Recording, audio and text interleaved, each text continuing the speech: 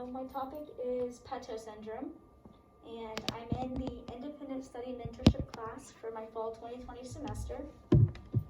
Disclaimer, the information on here was most research. It was not like from me personally. Independent study introduction is, my topic would be the maternal fetal medicine, and that involves the care of the fetus after birth or in utero. ISM is a class designed to help students learn about a profession by research or mentorship, and the requirements for the class are complete an in-depth study or mentorship about a specific topic, document hours of mentorship, complete a journal entry every week, an ISM portfolio, a midterm presentation, and a final presentation. And here is my Weebly website. It has my journal entries, my mentorship logs,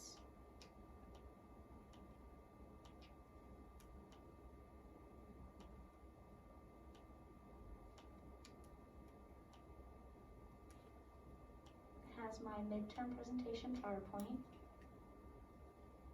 which is just the draft of this PowerPoint.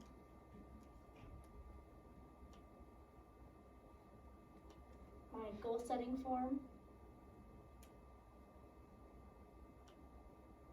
my 3 research papers,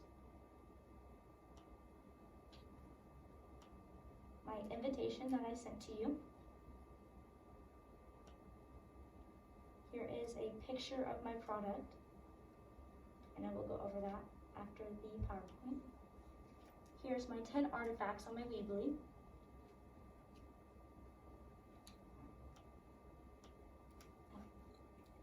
My project topic is patau syndrome, and it's also known as trisomy 13, and that is a genetic disorder where the chromosome in a baby has been what's it called?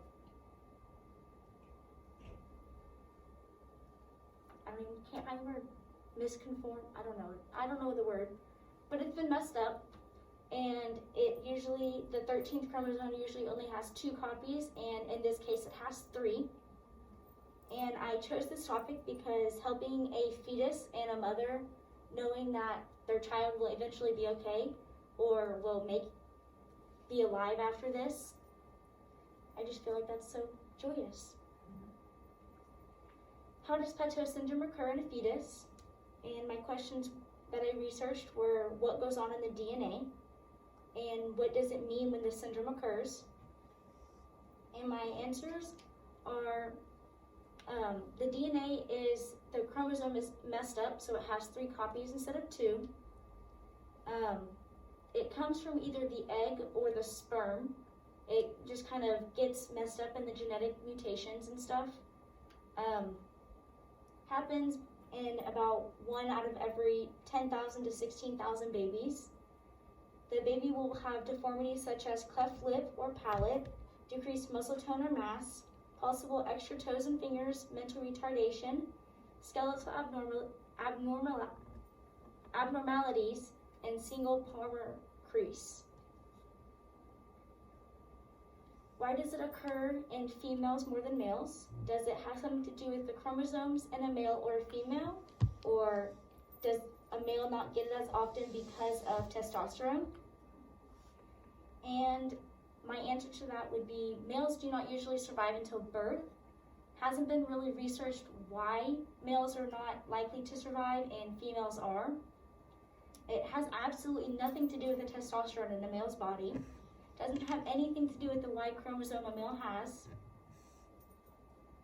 The chromosomes in a woman tend to multiply more, so it's kind of like easier to survive it because they're not getting small dosages of it and it's just messing up their body. The so-called treatments for this disease is just surgeries. There's never going to be a cure for it. The probability of being genetic is super slim, but they're not numb. None, not numb. You can diagnose, how can you diagnose this? Is there special tests? Is it something that's just noticeable after birth? Can it just be missed in utero and be detected after birth? And the answer is yes. It can be detected in utero because of fetal ultrasonography, amniocentesis, chronic villus sampling, prenatal screenings, alpha fetoprotein, and chromosome studies. And whenever you're doing your fetal ultrasonography, you can see that the baby has a single umbilical artery, which is a very high sign that the baby will end up having patau syndrome. You will never be 100% sure whenever the baby is in utero because you can't really see the deformities. So you have to be sure if you do an amniocentesis, you can be about 95% sure before birth. And my product is a trifold board.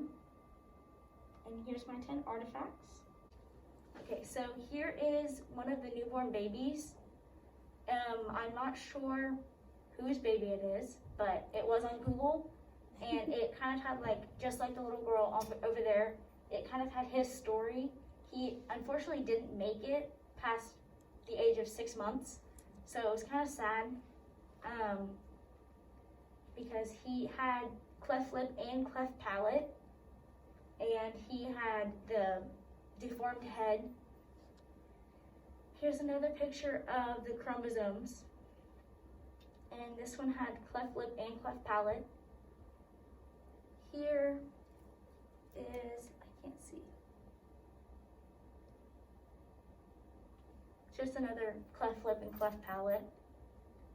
On this one, see if I can make it bigger so you can see it. Okay. Oh. Here is the hand from that other picture, and you can see that it has 6 fingers on one hand instead of 5. And the eyes are 2 different sizes. One's like super tiny and one's kind of bigger. And this one does have the cleft lip. What's on the stomach?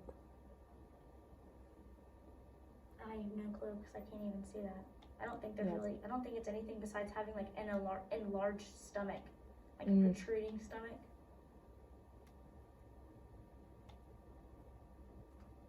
And here is another little boy that had patau syndrome. He did make it. I'm not sure for how long he's been alive or if he has passed away or not, but I did read his story also. And he was about I think 3 or 4 in this picture. So, and they did do a lot of surgeries to fix his cleft lip and his cleft palate, so he has been able to live a life normally. So that was kind of cool. And here is a ultrasound of a baby with patau syndrome, and you can see that the ear is kind of like a cauliflower ear. The lips are kind of half there and half not. There is no nose, and there's only one eye. And let's see, the neck is abnormally wide, and you can see that kind of right here.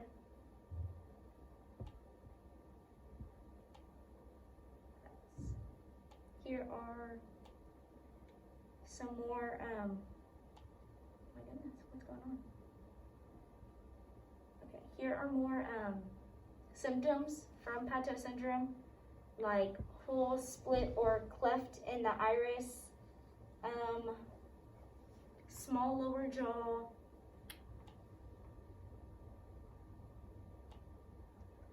close set eyes. They might actually fuse together, and that's kind of what happened in this one right here, I think, is that the eyes were super close, so they kind of formed into just one big eye.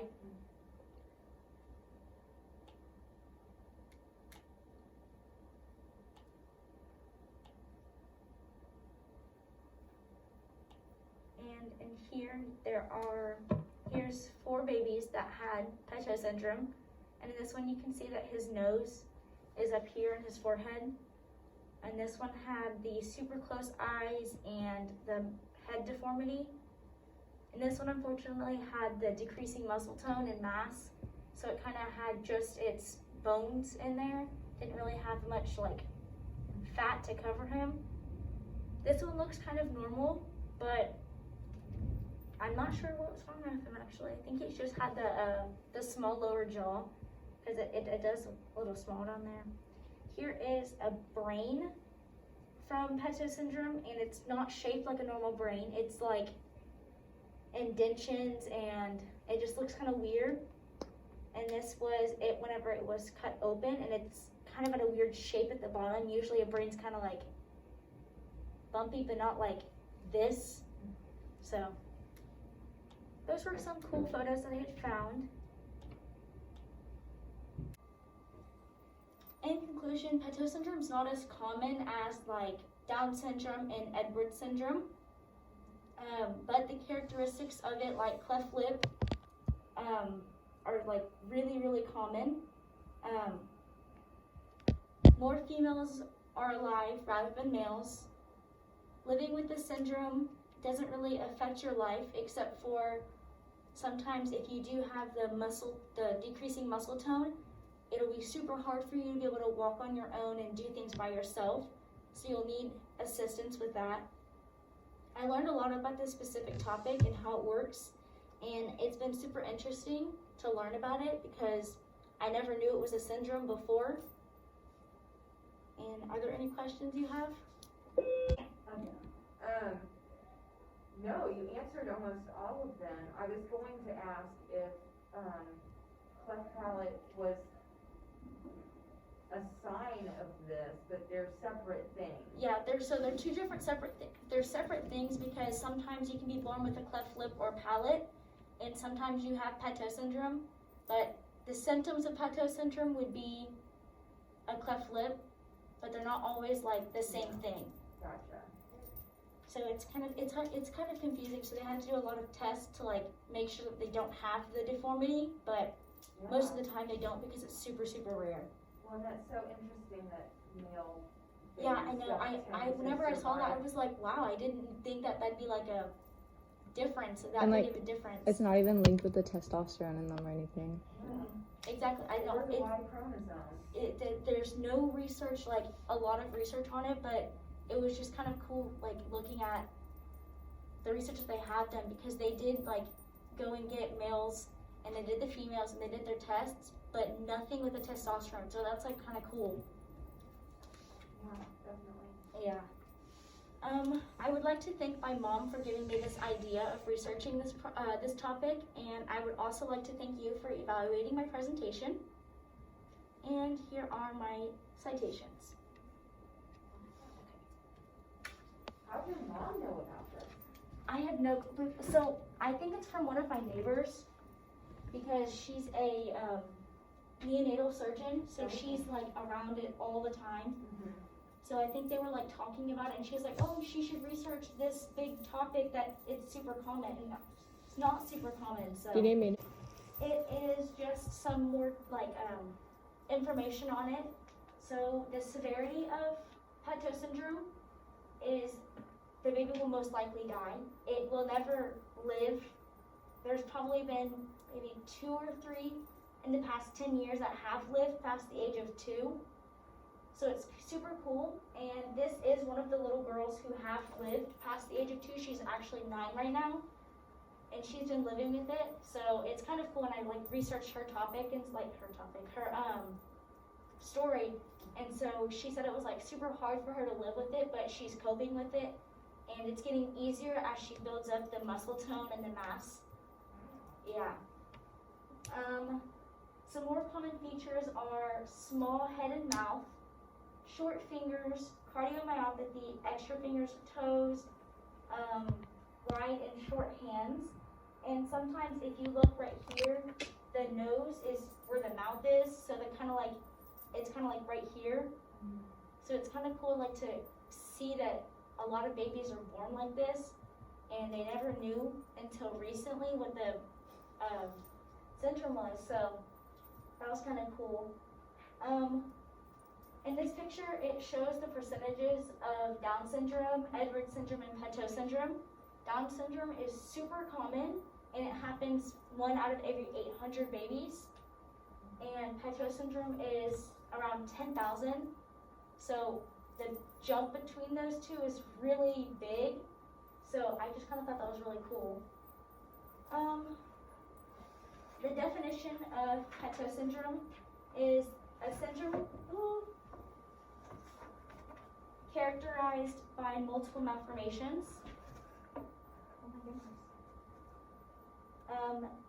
The fact is, it is one of the least common syndromes. The desk are uneven. Yeah, I don't know what's going on. It's like leaning.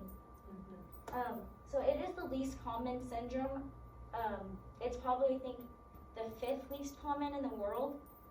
Yeah, it's super, super rare because of, like, I guess it's like the genetic mutation that just kind of like happened over time. I don't really know. But it was super cool researching it, like, about the chromosomes and stuff. Yeah. It was so cool. In this one, you can see the cleft lip in the baby, and you can see this one has an extra finger. And here is an amniocentesis happening, and they're taking the fluids from the amniotic sac and testing for patau syndrome so they can find out if the baby has it. Here is the percent of survival and their survival months. So at around 12 months, it's about 10% of a survival rate. And whenever they're born, it's about 100% because they've just been born. So I just thought it was cool researching it. Oh, here is a picture of the chromosomes. Oh my gosh. I don't know what this said. You're at 12 minutes right now. Just 3 more. So here is a picture of the chromosome, and you can see that it has 3 of them right here. And it's just, I think it's cool that it just kind of like happened over time. I don't know. I don't know how to explain it. So, do all 3, like Edwards and Down syndrome and patau syndrome, all of those are triple? Mm-hmm. Okay. That's why, so yeah, if over here, the tri and the trisomy is because it has triple of one certain chromosome, and for the 13 and trisomy 13, it's because it's on the 13th chromosome, and like Down syndrome is trisomy 21 because it's on the 21st chromosome, and Edwards syndrome is trisomy 18 because it's on the 18th chromosome. I didn't even know that was the reason until I started researching it. Let's see. Oh, I can talk about this picture on here. I didn't even notice. So the most common feature in trisomy 13 is actually the face features, like the deformed nose, cleft lip, missing an eye,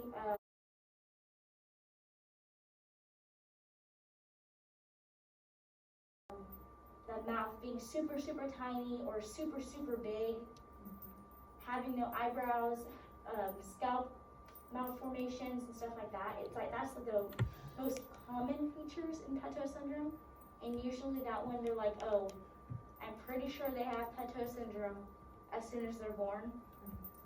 And the least common is the heart defects like cardiomyopathy, but it is more common to get heart defects than like dying. So the percent of survival rate and the cardiomyopathy, it's like, I think it's like 18% for cardiomyopathy, and then 10% for their survival rate. And I think that's